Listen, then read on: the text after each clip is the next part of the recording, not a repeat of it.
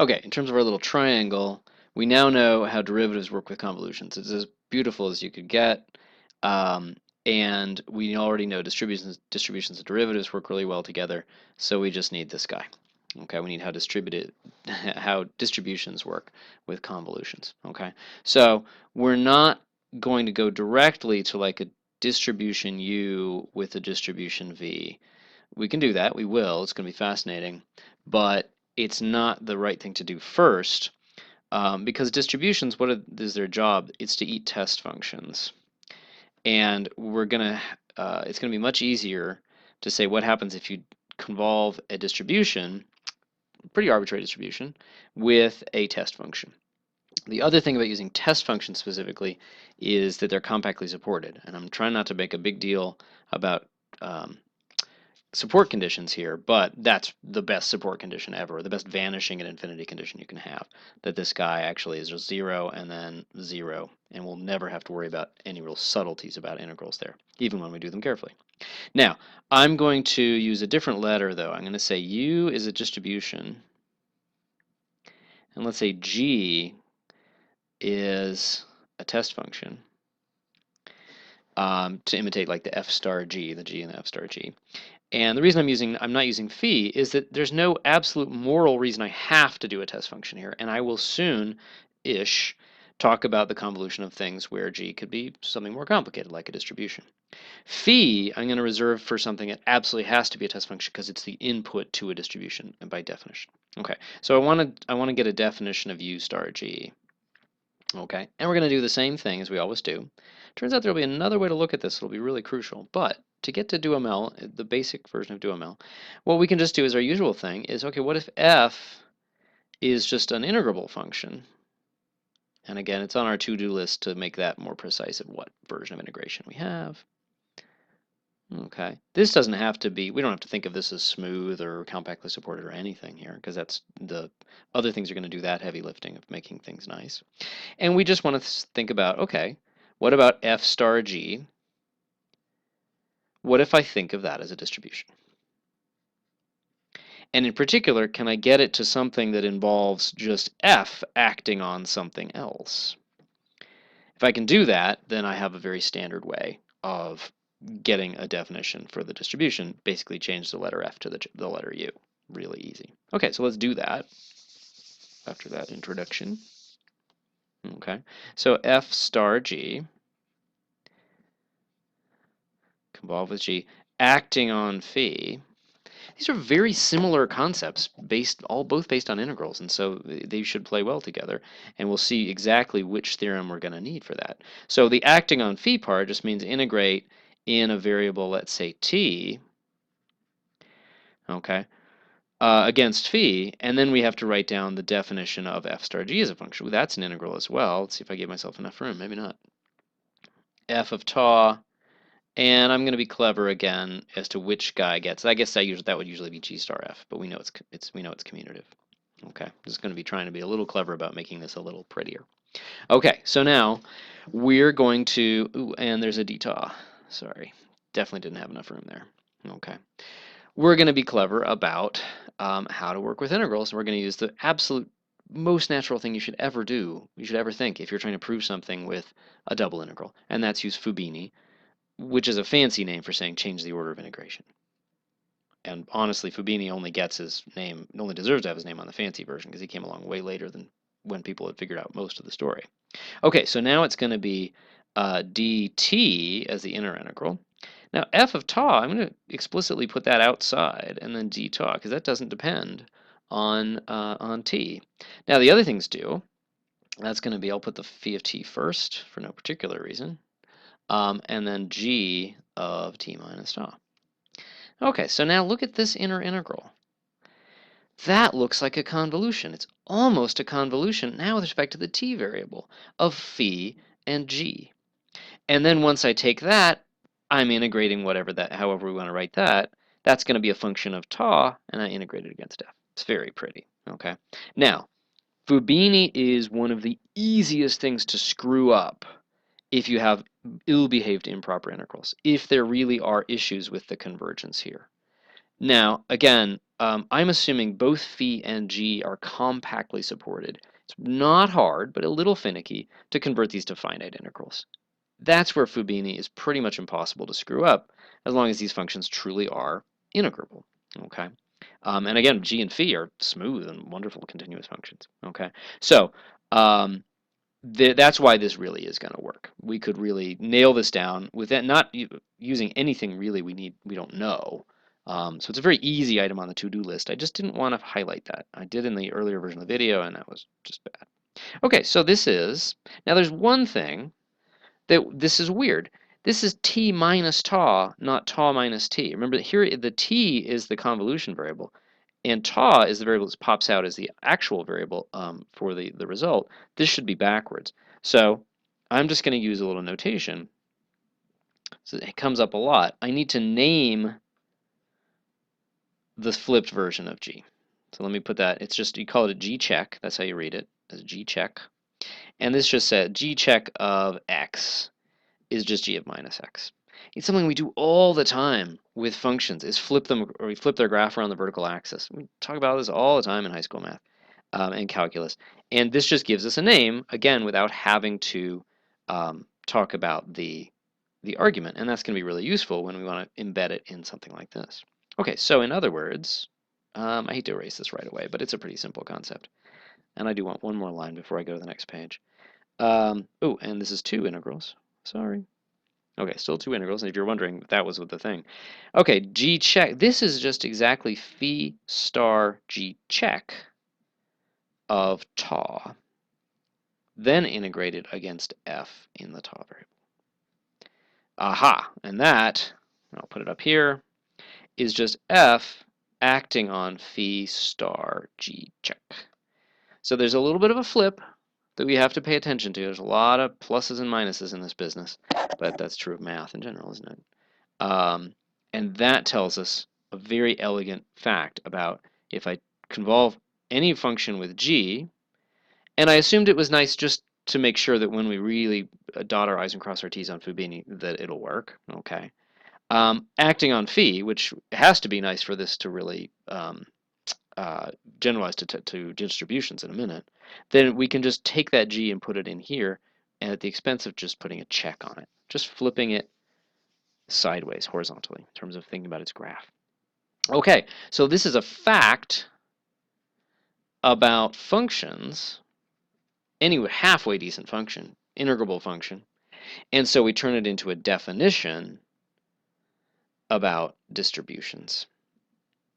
So given any distribution, we define the convolution of that with a test function as, and now you can see why we really did want to have g be a test function. Ooh, and this is something, I think I forgot to put this into the handout. Okay, oh damn it. Okay, well, I'll do it live. Okay. Yeah, it came into my memory once and then I just forgot to include it. So I'm going to make this the definition. And here's what I forgot to put in, which I should have. This had better be a test function. Oops. If this isn't a test function, this doesn't make any sense at all. To say, I'm going to take you and act on this gadget, it better be one of the gadgets that you act on. However, it's easy to verify that. Two things are, it's got to have compact support. Okay, and that's really not hard. It's not hard to show that if phi is compactly supported and g is compactly supported, their convolution is compactly supported. Again, one of those things that I really sort of treat as a technicality at this point. Not hard. Good extra credit right now without me doing it. Okay. And then smoothness. And that's another thing we get from how convolutions act with derivatives. Okay.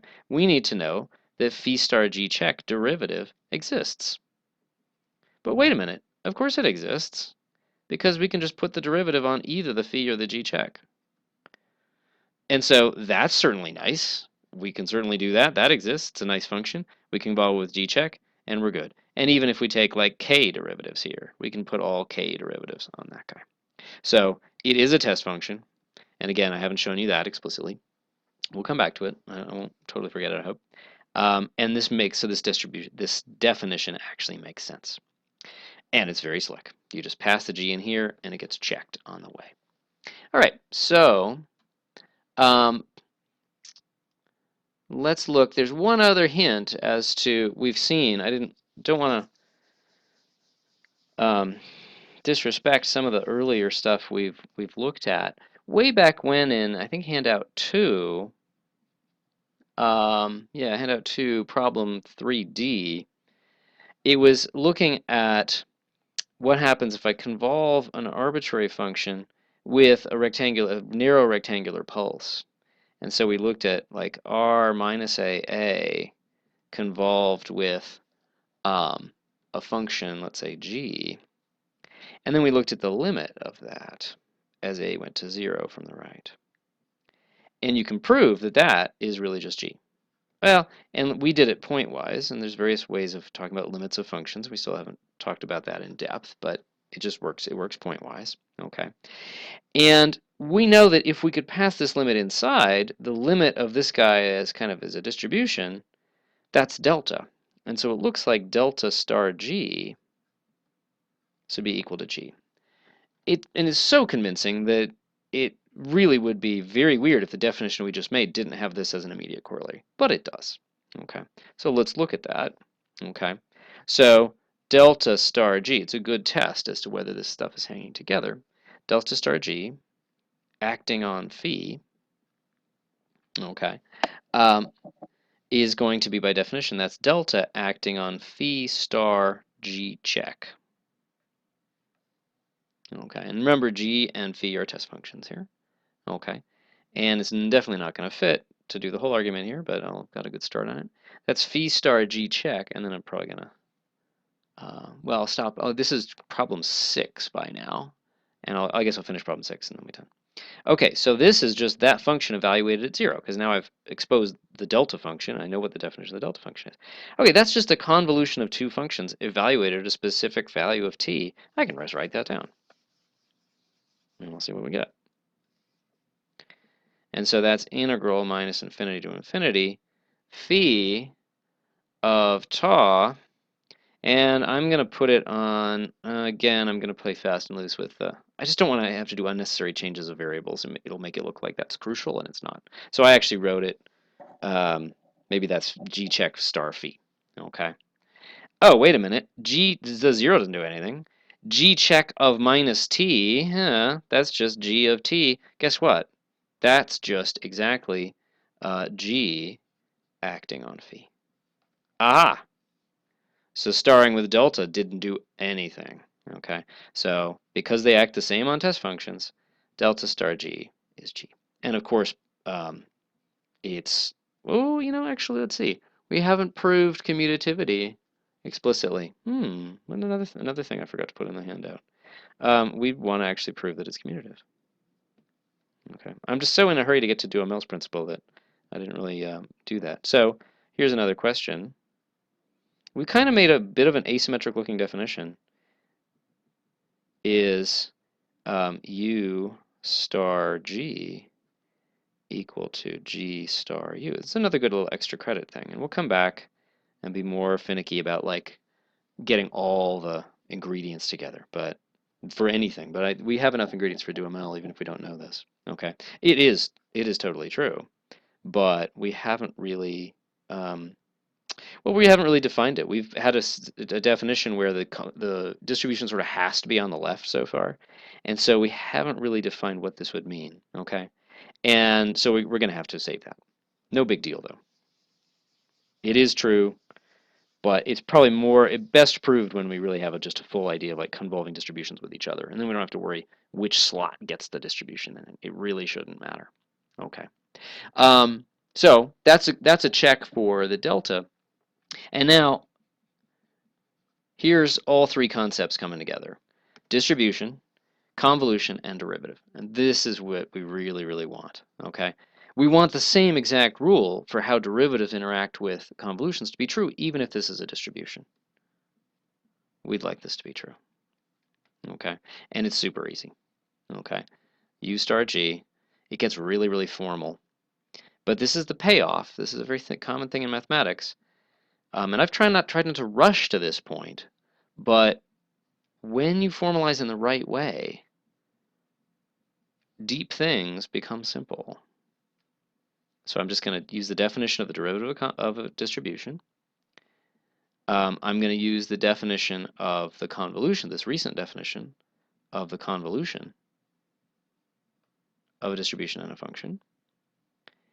I'm going to use the fact that I know how derivatives act with convolutions when we do it on functions. And this is just the general yoga of how you prove things with distributions, or why things are true about distributions. If they're true about functions, there's some reflection of that in distributions because they're defined as things that eat functions, or dual to functions. Okay, so now I've got a distribution acting on a derivative again. I can take that back onto the distribution and erase the minus sign. Okay, and now I can take this back. So I just kind of exported both the derivative and the convolution into the function world. I knew what happened there, and then I did the one manipulation that related distribution or derivatives and convolutions, and then I just take it all back. And so that's u prime star g acting on phi. And this, because that's true for any test function, that shows this. Okay, so distributions, as one would hope, they are just as nice in terms of combining derivatives and convolutions as ordinary functions are. Alrighty. U star g, the nth derivative. Okay. Well, that's just u prime star g n minus first derivative. Now put another derivative in by what we just did, n minus second derivative, dot, dot, dot. If you really want to be pedantic about that, you do a proof by induction, but all those derivatives just go on here. So arbitrary numbers of derivatives can be put onto, and it's really either of the factors, but right now we're in this situation where we're kind of pretending it's asymmetrical, and we're just putting them on the distribution, which is the better place to put them, because I know that'll never screw up. I don't have to worry about how differentiable anything is. Okay, so that's cool, and that'll be a good place to stop. Getting pretty long.